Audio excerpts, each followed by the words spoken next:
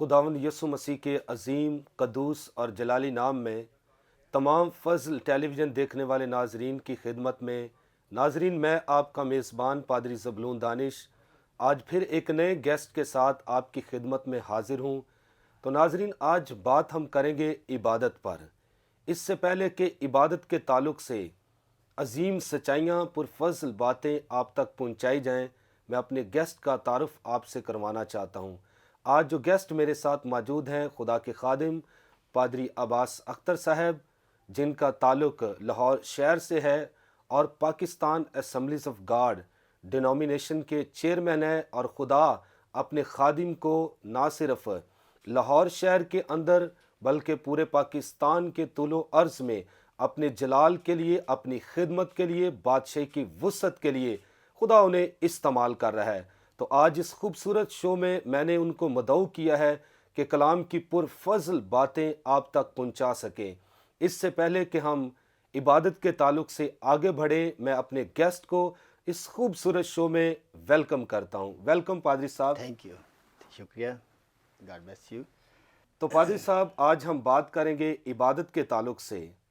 तो इबादत का रूहानी मतलब क्या है? बड़े लोग इस वक्त हज़ारों की तादाद में हमें वॉच कर रहे हैं। मैं चाहता हूँ अकॉर्डिंग टू द बाइबल इबादत का जो रूहानी मतलब है हमारे नाजरीन को बताएं। शुक्रिया पादी साहब, खुदावंद आपको बड़ी बरकत दे। मैं शुक्रगुजार हूँ सबसे पहले कलाम की बातें शुरू करने से पहले पास्टर इमरान फजल साहब का और सिस्टर मैविश का।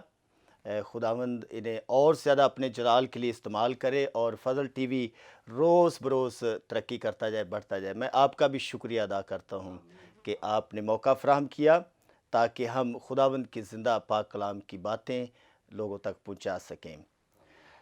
इबादत जो है ये बड़ा एक आसान लफ्ज़ है और हर एक शख्स इबादत का लफ्ज़ जानते हैं।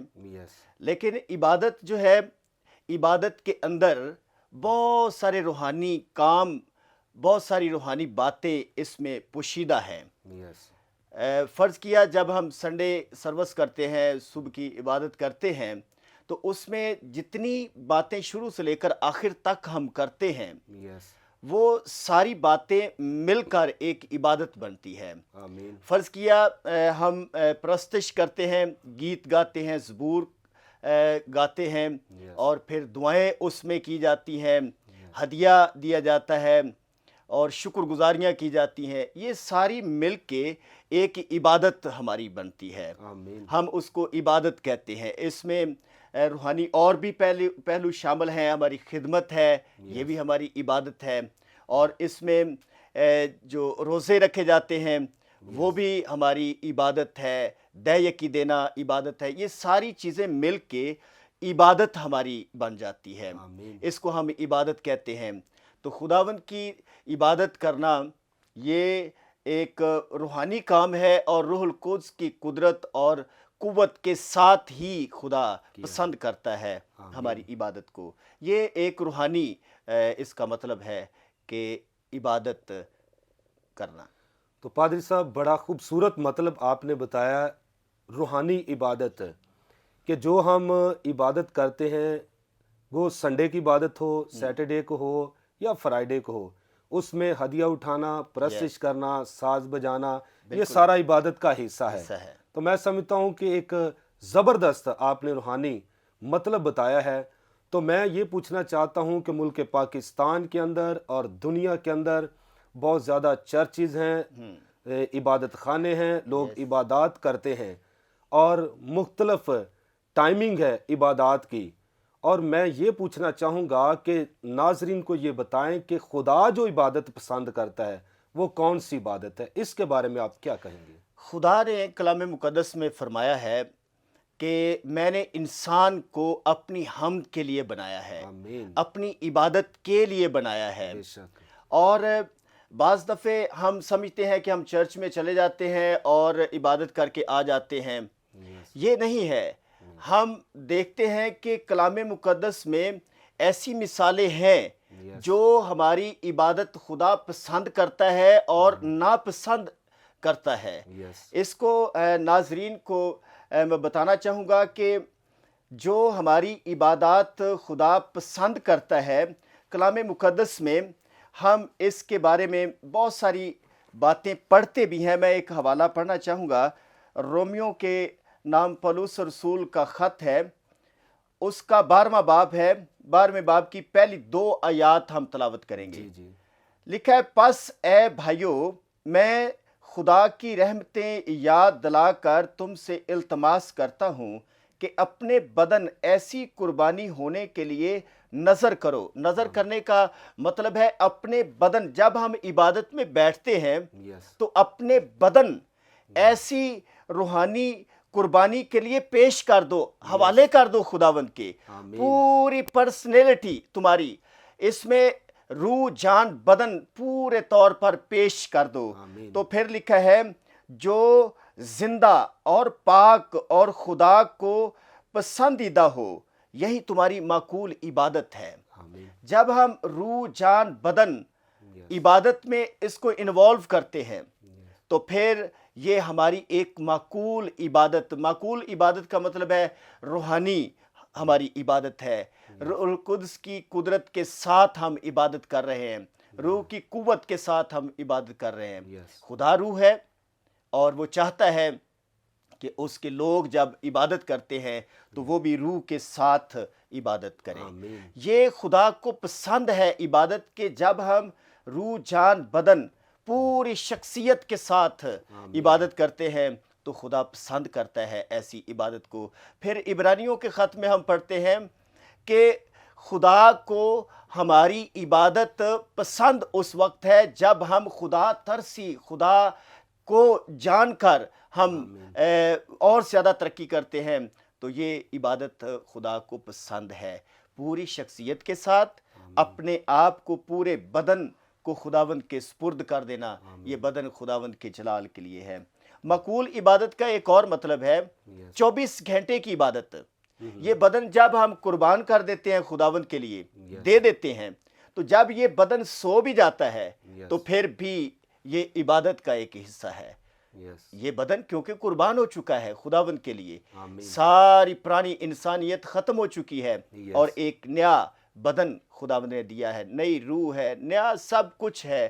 تو جب ہم پوری شخصیت کو خداوند کے سامنے پیش کرتے ہیں تو یہ پسندیدہ عبادت ہے. خدا اس کو پسند کرتا ہے, قبول کرتا ہے. ہماری اس میں عبادت میں جو دعائیں کی گئی ہیں اس بدن کے ساتھ جو قربان ہو چکا ہے خداوند کے لیے, جو خداوند کو دے دیا گیا ہے, تو اس میں جو عبادت پوری عبادت جب ہم کرتے ہیں, پرستش کرتے ہیں, دعائیں کرتے ہیں, دہ یکیاں جب دیتے, یہ ساری چیزیں خدا پسند کرتا ہے جب ہم خداوند کو اپنے آپ کو خدا کے حوالے کر دیتے ہیں, دے دیتے ہیں. یہ پسندیدہ عبادت ہے. اور بھی بڑی مثالیں ہیں لیکن یہ ایک میں مثال زبردست دینا چاہتا تھا. آمین. تو ناظرین, آپ نے بڑی خوبصورت بات سنی ہے کہ خدا کون سی عبادت پسند کرتا ہے, اور اس میں خدا کے خادم نے بتایا کہ روح جان بدن سے انسان اپنی پوری پرسنالٹی کے ساتھ مکمل طور پر جب خدا کے تابع ہو کر اس کی عبادت کرتا ہے, اس کے سامنے جھکتا ہے, اس عبادت کو خدا پسند کرتا ہے اور وہی پسندیدہ عبادت ہے. تو پادری صاحب, ایک اور میں بات یہاں پر ہی پوچھنا چاہوں گا کہ یہ تو ہوگی عبادت خدا کون سی پسند کرتا ہے کہ پوری روح جان بدن کو ہمیں خدا کے ہاتھوں میں دینا پڑتا ہے, اور کون سی عبادت خدا پسند نہیں کرتا, اس کے بارے میں آپ کیا ہمارے ناظرین کو اس میں ہم سٹارٹ میں ہی دیکھتے ہیں خروج کی کتاب میں جب 10 احکام خدا نے دیے انسان کو, انسان کی تربیت کے لیے, انسان کو خدا کے اور زیادہ قریب لانے کے لیے خدا نے 10 احکام دیے. یہ 10 احکام بعض دفعے ہم اس کو رسمی طور پر لیتے ہیں, پڑھتے ہیں, صرف رٹ لیتے ہیں اور اس کو حفظ کر لیتے ہیں, زبانی یاد کر لیتے ہیں. ایسا نہیں ہے. حکم خدا نے دیا, یہ 10 احکام دیے کہ ان پہ عمل کیا جائے. جو پہلا حکم ہے اس میں ہی ہم دیکھتے ہیں 20واں باب ہے خروج کی کتاب کا, اور لکھا ہے کہ اور خدا نے یہ سب باتیں فرمائیں, اور خداوند تیرا خدا جو تجھے ملک کے مصر سے اور غلامی کے گھر سے نکال لایا میں ہوں. اور پھر لکھا ہے 3 آیت میں, میرے حضور تو غیر معبودوں کو نہ ماننا, تو اپنے لیے کوئی تراشی ہوئی مورت نہ بنانا، نہ کسی چیز کی صورت بنانا، اور نہ آسمان میں یا نیچے زمین پر یا زمین کے نیچے پانی میں ہے، تو ان کے آگے سجدہ نہ کرنا اور نہ ان کی عبادت کرنا۔ یہ منع کیا گیا ہے، غیر معبودوں کی عبادت نہ کرنا۔ یہ خدا کو پسند نہیں ہے کہ میرے علاوہ، خدا چاہتا ہے کہ میری عبادت کی جائے۔ میں نے تمہیں بنایا ہے، میں نے خلق کیا ہے، میں نے زندگی دی ہے، آپ کو صحت دی ہے، سب کچھ دیا ہے، اور وہ چاہتا ہے خداوند ہمارا کہ مجھے میری عبادت کی جائے، میری پرستش کی جائے، مجھے جلال دیا جائے۔ تو اس جگہ پر پہلا جو حکم ہم دیکھتے ہیں 10 احکام میں کہ غیر معبودوں کی عبادت نہیں کرنا۔ غیر معبودوں کی عبادت سے مراد یہ ہے ایسے معبود جو عبادت کے لائق نہیں ہے، نامعلوم خدا، ان کی عبادت نہیں کرنی، بلکہ ہم نے زندہ خدا کی عبادت کرنی ہے، جو زندہ آسمان پر ہے، جو خداوند ہے، ہمارا مالک ہے، جو سب کچھ ہمیں مہیا کرتا ہے۔ کلام میں لکھا ہے کہ اس کی عبادت کرنا۔ پھر اس میں ایک اور بات ہے جو ناظرین تک میں پہنچانا چاہتا ہوں کہ کوئی تراشی ہوئی مورت نہ بنانا، نہ صورت بنانا۔ پھر لکھا ہے کہ نہ ان کو سجدہ کرنا اور نہ ان کی عبادت کرنا۔ بعض دفعے لوگ گمراہ ہوتے ہیں، گمراہی کی طرف چلے جاتے ہیں، ڈبل زندگی گزارتے ہیں، چرچ میں بھی آتے ہیں اور غیر معبودوں کی بھی عبادت کرتے ہیں، قبروں پر جاتے ہیں، تعویذ دھاگے کروانا، یہ اس طرح زیارتیں کرنا، میلوں پہ جانا، یہ سارا کچھ غیر معبودوں کا کام ہے۔ اس میں حقیقت نہیں ہے، حقیقت میں خداوند ہی سجدے کے لائق ہے۔ تو خدا نے اس جگہ پر منع کیا ہے کہ سجدہ بھی نہیں کرنا کسی اور کو میرے علاوہ، اور نہ کسی کی عبادت کرنی ہے، نہ دعائیں کرنی ہے کسی کے سامنے، نہ پرستش کرنی ہے کسی کی۔ تو جب یہ ہم کرتے ہیں ہٹ کر انسانوں کے پاس چلے جانا، تو یہ غیر معبود ہے، عبادت کے لائق نہیں ہے۔ صرف سجدے کے لائق اور عبادت کے لائق ہمارا زندہ خداوند ہے، جو آسمان پر ہے، تخت پر بیٹھا ہماری دعائیں سنتا ہے، ہماری پرستش سنتا ہے، خوش ہوتا ہے۔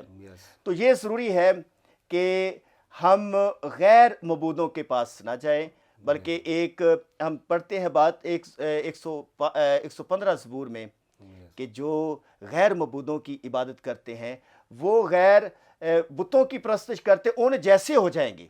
جس طرح بت باتیں نہیں کر سکتے، چھو نہیں سکتے، کچھ بھی نہیں ہمیں دے سکتے، تو جو ان کے ماننے والے ہیں، سجدہ کرنے والے ہیں، وہ بھی ان کی مانند بن جاتے ہیں۔ پادری صاحب یہیں سے کنٹینیو کریں گے، آپ بڑی خوبصورت باتیں ہمارے ناظرین تک پہنچا رہے ہیں۔ تو ناظرین آپ سن رہے ہیں عبادت کے تعلق سے، تو ہم مزید آگے بڑھیں گے۔ تو یہاں پر وقت ہوا چاہتا ہے، لیں گے ایک شارٹ بریک اور ملتے ہیں بریک کے بعد۔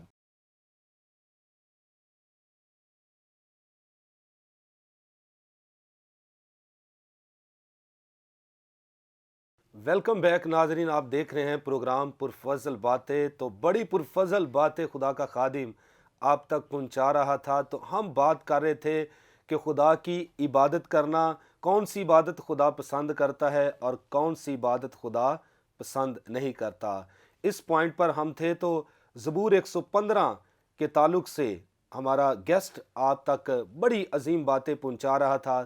تو پادری صاحب مزید آپ ناپسندیدہ عبادت کے تعلق سے کیا ناظرین کو کہیں گے؟ ہاں، میں پہلے بھی بتا رہا ہوں کہ جو زبور 115 ہے اس میں بڑی تفصیل کے ساتھ سارا زبور لکھا گیا ہے۔ جو غیر معبود ہیں، جو بت ہیں، وہ کان رکھتے ہیں، سن نہیں سکتے، بے شک، ان کا ناک ہے، سونگھ نہیں سکتے، گلا ہے، بول نہیں سکتے، منہ ہے، بول نہیں سکتے، ٹانگیں ہیں، پاؤں ہیں، چل نہیں سکتے، ہاتھ ہیں، چھو نہیں سکتے۔ بے شک، تو جو ان کے سامنے جھکتے ہیں وہ ان کی مانند ہو جاتے ہیں، کیونکہ وہ بھی جواب نہیں دے رہے، یہ آپ خود ہی باتیں کر رہے ہیں۔ تو وہ انسان جو غیر معبودوں کی عبادت کرتا ہے وہ خدا کو پسند نہیں ہے۔ خدا غیور خدا ہے۔ ان 10 احکام میں اگر ہم پڑھیں تو خدا غیرت رکھتا ہے۔ جب ہم دوسرے غیر معبودوں کے پاس جاتے ہیں تو خدا پسند نہیں کرتا. Yes. خدا کے زندہ خدا کے سامنے ہمیں جھکنا ہے تو یہ خدا پسند کرتا ہے کہ میری صرف عبادت کی جائے. تو یہ ضروری ہے کہ ہم زندہ خدا ہی کی عبادت کریں تو یہ خدا کو پسند ہے. آمین. تو پادری صاحب ہمارے ملک پاکستان میں بھی چرچز میں، عبادت خانوں میں، گھروں میں اس وقت بھی عبادات ہو رہی ہیں، اور سنڈے سروس، سیچرڈے کو، فرائیڈے کو مختلف لوگ پوری دنیا میں عبادات کرتے ہیں. تو میں یہ پوچھنا چاہوں گا کہ عبادت کے پیچھے بعض دفعہ کنسیپٹ یہ ہوتا ہے کہ ہم ثواب حاصل کریں. جی تو عبادت کرنے کے کیا فائدے ہیں؟ اکارڈنگ ٹو دا بائبل کچھ ایسے فوائد ہمارے ناظرین تک پہنچائیں تاکہ جو لوگ نہیں بھی عبادت کرتے وہ بھی عبادت کرنا شروع کر دیں. اس کے بارے میں آپ کیا کہیں گے؟ عبادت کے جو فائدے ہیں وہ بے شمار ہیں، فائدے ہی فائدے ہیں، اس میں نقصان تو ہے نہیں. لیکن میں چاہوں گا کہ ایک دو باتیں میں ناظرین تک پہنچاؤں جو مین بڑے ہر ایک انسان کا فائدہ ہے. وہ کلام مقدس میں خروج کی کتاب بڑی مشہور آیت ہے، اس کا 23واں باب، اس کی 25ویں آیت میں لکھا ہے، اور تم خداوند اپنے خدا کی عبادت کرنا، آمین. اور تم اپنے یس. جو اپنا خدا ہے، زندہ خدا ہے، اس کی عبادت کرنا. یہ بنی اسرائیل کو خدا نے حکم دیا کہ تو اپنے زندہ خدا کی عبادت کرنا، تب وہ تیری روٹی اور پانی پر برکت دے گا. آمین. روٹی پانی پر برکت دے گا. اور اگلا اس کا حصہ ہے، میں تیرے بیچ سے بیماری کو دور کروں گا. یس. عبادت کرنے کے جو فوائد اس جگہ پر دو بڑے فوائد ہیں یس. جو پوری بنی انسان کی ضرورت ہے، یس. پوری انسانیت کی ضرورت ہے. اور یہ پرابلمز ہیں، مسائل بھی پوری دنیا کے بڑے مسائل ہیں جن سے انسان چھٹکارا پانا چاہتا ہے. تو فائدہ اس کا یہ ہے عبادت کرنے کا، عبادت تو زندہ خدا کی کرنا، تب تیرے روٹی پانی پر برکت آئے گی. عبادت کا تعلق ہماری روزی کے ساتھ ہے، ہماری خوشحالی کے ساتھ ہے، ہماری سرفرازی کے ساتھ ہے. جب ہم عبادت کرتے ہیں تو پھر خدا ہمیں سرفراز کرتا ہے. کسی چیز کی تھوڑ نہیں ہوتی، کسی چیز کی کمی نہیں ہے. ہمارے روٹی پانی پر خدا برکت ڈال دیتا ہے. تھوڑی کمائی ہے اس میں بھی خدا برکت دے دیتا ہے، بڑھا دیتا ہے، بڑھ جاتی ہیں ساری چیزیں، اس میں برکت آ جاتی ہے جب ہم خداوند کی عبادت کرتے ہیں. یہ اس کا ایک بڑا فائدہ ہے. ہر انسان اس مہنگائی کے دور میں، اس مشکل دور میں رہ رہا ہے، اور ڈبل جابز لوگ کرتے ہیں، محنتیں کرتے ہیں، لیکن عبادت نہیں کرتے. عبادت نہیں کرتے تو برکت نہیں ہے. جو عبادت کرتے ہیں، خداوند کی عبادت کرتے ہیں، ان کے پاس یہ برکت ہے. آمین. ان کے انبار خانے بھرے رہتے ہیں، بالکل. ان کے گھر میں خوشحالی ہے، رونق ہے، خوشیاں ہیں، اور یہ برکت ہے. پھر دوسرا فائدہ اس میں بڑا فائدہ یہ ہے. پادری صاحب اس سے پہلے آپ دوسرے فائدے پر جائیں تو میں یہ پوچھنا چاہوں گا کہ بعض لوگ دن رات کام ہی کرتے جاتے ہیں، جی اچھا روٹی پانی کمانے کے لیے، کھانے کے لیے. تو ناظرین جو اس وقت ہمیں دیکھ رہے ہیں جو عبادت نہیں کرتے، ان کے لیے ایک چھوٹا سا میسیج ہے. اس سے پہلے کہ آپ دوسرے فائدے پر جائیں، ان کو کیا پیغام دیں گے کہ وہ کس طرح عبادت کریں، یا جاب اپنی چھوڑ دیں، سارا دن عبادت ہی کرتے رہے؟ اس کے بارے میں آپ کیا کہیں گے؟ نہیں، چھوڑنا نہیں، کام کرنا ہے. خدا خود کام کرتا ہے، روح القدس کام کرتا ہے، جیزس کرائسٹ کی ساری زندگی دیکھیں، وہ کام کرتا ہے. کام ہم نے کرنا ہے، لیکن ایک عبادت کا جو وقت ہے وہ عبادت کرنی ہے. آمین. جو کام کرنے کا وقت ہے وہ کام کرنا ہے. ہم نے بیلنس زندگی کو گزارنا ہے. یہ نہیں کہ ہم دن رات کام کرتے رہیں. اور بعض دفعے لوگ کہتے ہیں جی ہم نوکری کرتے ہیں، جاب کرتے ہیں، یہ ہماری عبادت ہے، ہم بچوں کو صحیح کھانا کھلاتے ہیں. یہ نہیں ہے. وہ آپ کا فرض ہے، وہ آپ کا فرض ہے، وہ آپ کی ذمہ داری ہے کہ آپ محنت کرتے ہیں، کمائی کرتے ہیں، اور اپنے بچوں کو کھانا کھلاتے ہیں. یہ غلط ہے کہ اس کو عبادت سمجھا جائے. عبادت ہی عبادت ہے. جو خداوند کے سامنے جھکا جائے، اس کی परस्तिश की जाए, उसको सिजदा किया जाए, दे यकी दी जाए, दुआएं की जाए, रोज़े रखे जाए। ये जब सारा कुछ हम करते हैं तो फिर खुदा बरकत डाल देता है, थोड़ी कमाई में भी खुदा बरकत देता है। तो नाजरीन को मैं कहना चाहूँगा कि जो खुदा का टाइम है वो खुदा को देना है, जो आपके काम काज का जॉब का टाइम है वो जॉब को देना है, तब खुदा हमारे रोटी पानी पर, रोटी पानी से मुराद है हमारी पूरी ज़िंदगी, बाल बच्चे, हमारी बीवी, हमारा ख़ानदान, हमारा चर्च कलीसिया, सब कुछ बरकत पाता है जब हम उसकी ठीक तौर पर हकीकत में उसकी इबादत करते हैं। तो थैंक यू वेरी मच पादरी साहब। तो दूसरा फ़ायदा आप बयान कर रहे थे। दूसरा फ़ायदा भी बहुत बड़ा है, अजीम फ़ायदा है जो हर इंसान की ज़रूरत है। वो ये फ़ायदा है कि मैं तेरे बीच से बीमारी को दूर कर दूंगा। आमीन आमीन। ये बड़ा फ़ायदा हमारी ज़िंदगी में है जिससे हम वाकिफ़ नहीं हैं। इबादत का ताल्लुक हमारी सेहत के साथ है, हमारी शिफा के साथ है, आमीन। हमारी तंदुरुस्ती के साथ है, सेहत याबी के साथ है।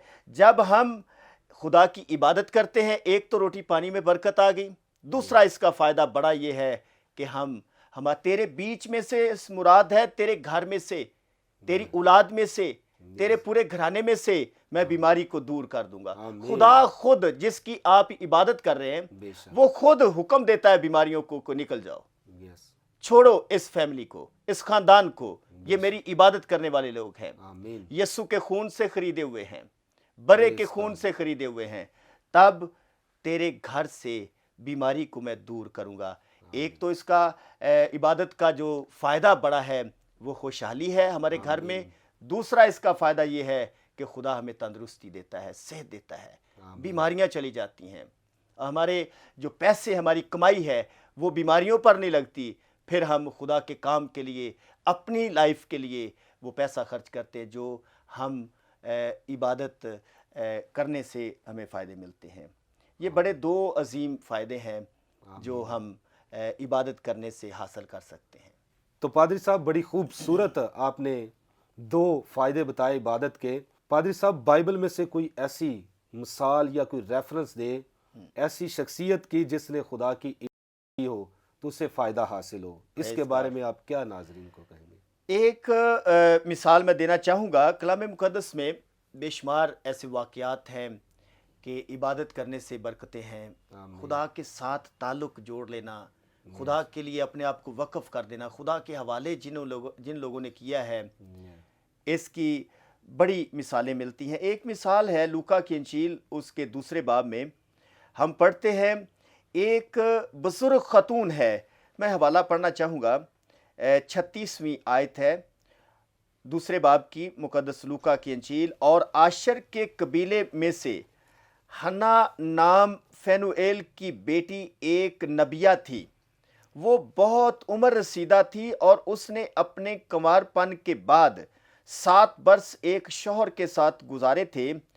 वो 84 बरस से बेवा थी और हैकल से जुदा ना होती थी, बल्कि रात दिन रोज़ों और दुआओं के साथ इबादत किया करती थी। आमीन। ये खतून, मुझे बड़ी तहरीक मिलती है जब इस हवाले को पढ़ता हूँ। ये उम्र रसीदा है, ये तकरीबन 100 साल से ऊपर इसकी उम्र है, उम्र रसीदा है। और करती क्या है, इसका काम क्या है? पहली इसकी क्वालिटी खूबी देखे कि वो ये नबिया है, बूढ़ी है, नबिया है, हैकल से जुदा नहीं होती, दुआओं और रोज़ों के साथ खुदा की इबादत करती है, आमीन, दुआएं करती है, हैकल के साथ जुड़ी रहती है, खुदा के घर में रहती है और दुआएं करती है, रोज़े रखती है, और लिखा है कि दुआओं और रोज़ों के साथ खुदा की इबादत करती है। असल में, हकीकत में जो इबादत का गहरा ताल्लुक है वो दुआओं के ज़रिए, रोज़ों के ज़रिए है। दुआ रोज़े जब हम रखते हैं, करते हैं दुआएं, तो फिर हमारी इबादत जो है वो खुदावंद को कबूल है। ये देखें कि एक बड़ी मिसाल है कि ये नबिया है, बूढ़ी है, ये बहाने कर सकती है कि मैं तो बुजुर्ग हो गई हूँ, अब मैं घर में बैठी रहूं। नहीं, ये हैकल से जुदा नहीं होती, हैकल में रहती है, चर्च की खिदमत करती है, दुआएं रोज़े रखती है, تو ہمیں ضرورت ہے کہ اس خاتون کی مثال، اس بیوہ کی مثال ہمارے سامنے ہے.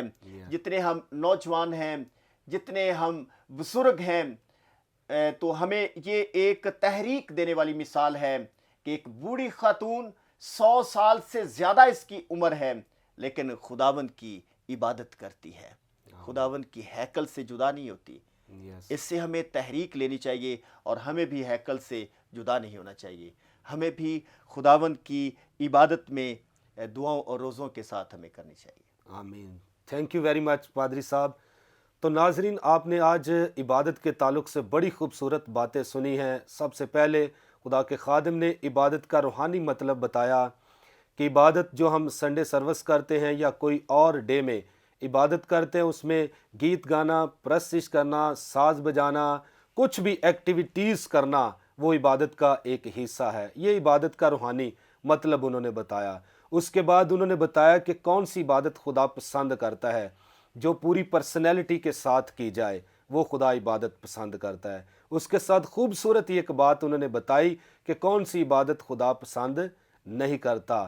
جو غیر معبودوں کی عبادت کرتا ہے خدا اسے پسند نہیں کرتا. لاسٹ میں انہوں نے بڑی خوبصورت بات کہی کہ ایک بزرگ بیوہ ہے اور کئی سال وہ ہم دیکھتے ہیں اس کا شوہر مر جاتا ہے تو وہ ہیکل سے جدا نہیں ہوتی. اگر آپ اس وقت نوجوان ہمیں دیکھ رہے ہیں، بزرگ دیکھ رہے ہیں، کوئی بھی ہمیں واچ کر رہا ہے، تو اس بزرگہ کی طرح اپنے آپ کو خداوند کے سامنے پیش کریں. چرچز میں جائیں، جو بھی آپ کے علاقے میں، آپ کے شہر میں چرچ ہے، چرچ کے ساتھ جڑے رہیں. برکات چرچ میں سے نکلیں گی اور خداوند آپ کو برکت دے گا. تو ناظرین، یہاں پر وقت ہوا چاہتا ہے، لیں گے آپ سے اجازت. پھر ملیں گے نئے پروگرام کے ساتھ، نئے گیسٹ کے ساتھ، کلام کی نئی پرفضل باتوں کے ساتھ. پاکستان زندہ باد.